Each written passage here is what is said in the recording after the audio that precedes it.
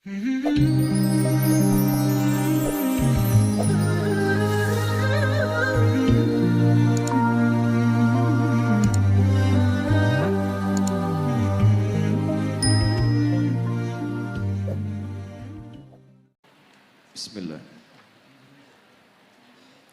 Ustadz, Waalaikumsalam warahmatullahi wabarakatuh. Apa makna sebenarnya dari ihdinas siratal mustaqim? Taib. Ihdinas siratal mustaqim. Kita lihat tafsiran-tafsiran para ulama di sini. Ada tafsiran dekat, ada tafsiran jauh. Tafsiran dekat itu sesuai dengan tekstual ayatnya. Tafsiran jauh dilihat dari konteks dan qarinah keterkaitannya. Tafsiran dekat, ihdinas siratal mustaqim. Tafsirkan ayat ketujuhnya. Siratal ladzina an'amta 'alaihim ghairil maghdubi 'alaihim waladdallin. Baik, ihdina, ya Allah berikan kami petunjuk. Berikan kami hidayah. As-siratal mustaqim, yang hidayah itu lurus, bening, tidak berbelok. Siratal ladzina an'amta 'alaihim ghairil maghdubi 'alaihim waladdallin. Yang hidayah itu pernah disampaikan dan mendapatkan kenikmatan dari orang-orang sebelum kami, dan dengan itu jagalah kami supaya tidak berbelok ataupun masuk dalam golongan orang-orang tersesat dan orang-orang yang diadab. Para ulama pertama mengartikan hidayah ini pertama dengan Islam. Islam. Karena ketika hidayah disebutkan dalam Al-Quran, yang pertama menunjuk pada Islam. Hidayah jika disebutkan pertama menunjuk pada Islam. Ini satu. Yang kedua, hidayah juga bisa disebutkan menunjuk pada kekuatan iman. Kekuatan iman. Kalau yang ini belum masuk Islam, maka jadi Islam. Seperti tadi Musa diutus pada Fir'aun, seperti Muhammad SAW diutus pada umat manusia. Kalau yang ini sudah Muslim tapi ditambah keimanannya. Contohnya Quran surah ke-18 ayat ke-13, paling kiri di pertengahan. Antum pernah dengar Ashabul Kahfi? Sudah beriman belum? Sudah. Lihat ayatnya. Innahum fityatun amanu bi rabbihim. Mereka itu para pemuda yang sudah beriman kepada Rabbnya. Imannya sudah ada. Ketika imannya dijaga dan terus mendekat kepada Allah, wazidnahum huda, kami tambahkan hidayah. Zidnahum huda, hidayah ditambahkan, imannya dikuatkan lagi. Di ketika beriman dikejar-kejar, dia pertahankan imannya. Begitu dia pertahankan imannya, kemudian masuk ke dalam gua, Allah tambahkan lagi kekuatan iman. Semakin mendekat, semakin mendekat, semakin mendekat. Baik, tiga, ada jenis hidayah, bentuknya amal soleh. Jadi kalau orang diberi hidayah oleh Allah Subhanahu Wa Taala, artinya diberi jalan untuk beramal soleh, petunjuk untuk mengerjakan amal soleh.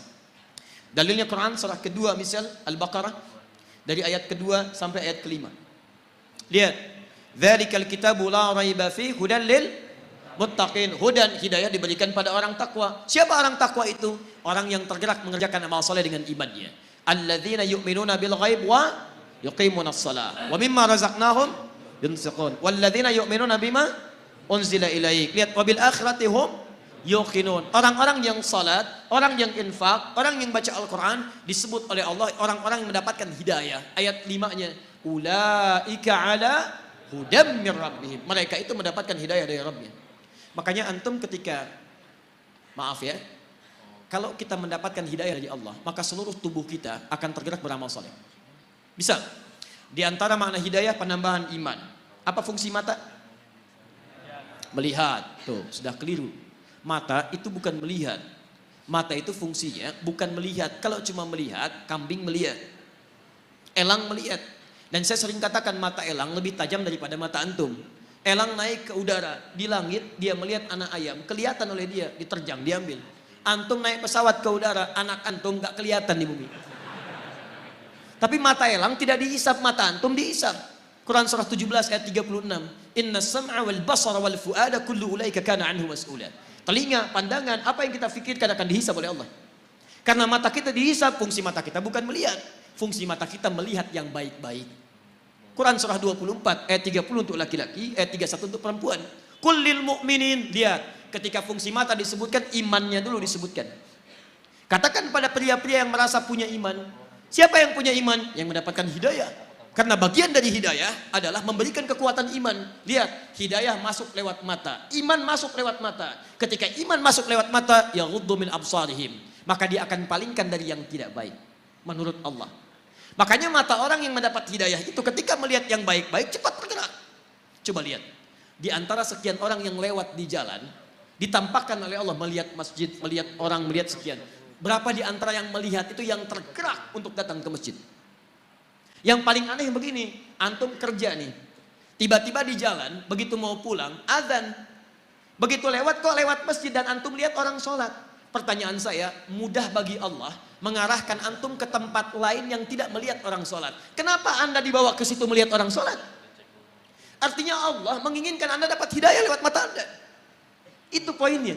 Diberbahagialah kalau anda sering diarahkan pada yang baik-baik. Dulu di Amerika itu ada 2 mahasiswa. Satu muslim, satu non muslim. Yang muslim sering berdakwah dengan akhlaknya. Dan dia sering lihat yang baik-baik. Channel One dia putar. Satu kali acara salat Isya di Mekah. Imamnya Syekh Sudes.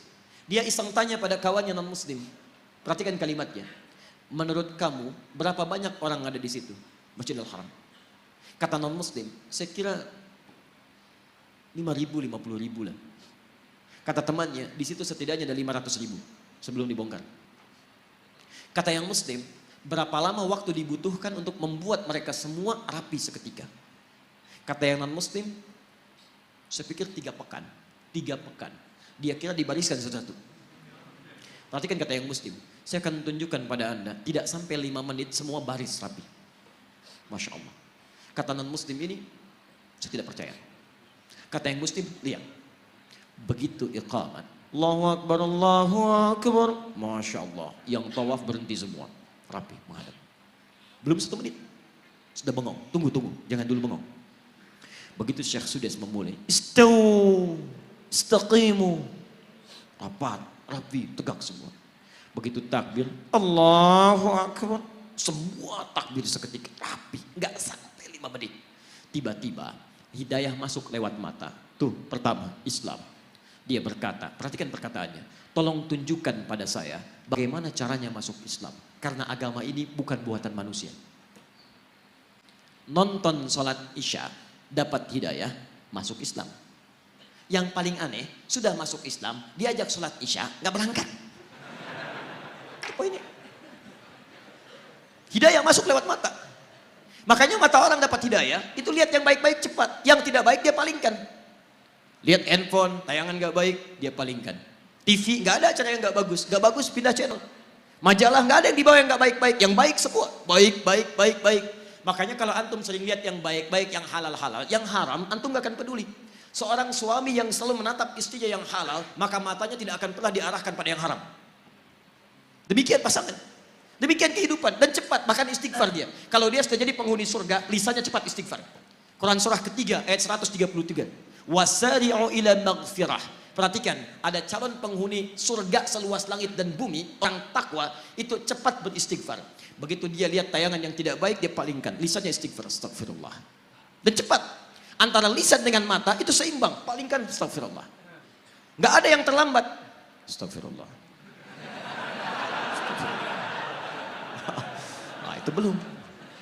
Jelas ya? Jadi ihdinas siratal mustaqim bisa dipahami sebagai bimbingan dari Allah supaya mendapatkan keislaman, bisa peningkatan iman, bisa peningkatan amal saleh, ya, bisa petunjuk pada yang baik-baik. Tayyib ihdinas siratal mustaqim, yang tidak berbelok, yang lurus, yang baik, yang tegas, yang nyaman, dan inti paling besar itu Al-Qur'an. Nanti tafsir siratal ladzina an'amta 'alaihim ghairil maghdubi 'alaihim ditafsirkan di Quran surah keempat ayat 69. Yaitu ada para nabi, ulaika ma'al ladzina an'ama Allahu minan nabiyyina was-siddiqina wasyuhada was-salihin. Jadi kalau antum ingin seperti orang-orang mendapatkan hidayah, ikuti manhaj para nabi, ikuti orang-orang saleh, ikuti jejak para syuhada, ikuti orang-orang jujur. Maka bagaimana caranya? Wa may yuti'illaha war rasul. Ikuti Allah dan Rasul. Itu caranya. Ya. Jadi asal katanya sebetulnya kalau secara bahasa tafsiran ini tidak dekat kepada tunjukkan jalan yang lurus. Ya, tapi itu kadang sering dipakai. Saya pernah tugas di Saudi di Mekah tahun 2010. Itu ada sebagian jamaah yang tersesat dari maktabnya. Tapi saya yakin bukan orang Medan. Ya. Kemudian Dia bingung kembali, nggak tahu jalan. Lihat askar Saudi, dia nggak bisa bahasa Arab, askar nggak bisa bahasa Indonesia, nggak nyambung dua-duanya. Maka dia teringat ayat ini, masya Allah, Pak, ihdinas siratal mustaqim, tunjukkan kami jalan yang lurus. Askarnya nggak bisa bahasa Indonesia, pakai bahasa Arab nggak nyambung-nyambung. Paling cepat askarnya teruskan ayatnya, siratal ladzina an'amta alaihim ghairil maghdubi alaihim waladdallin.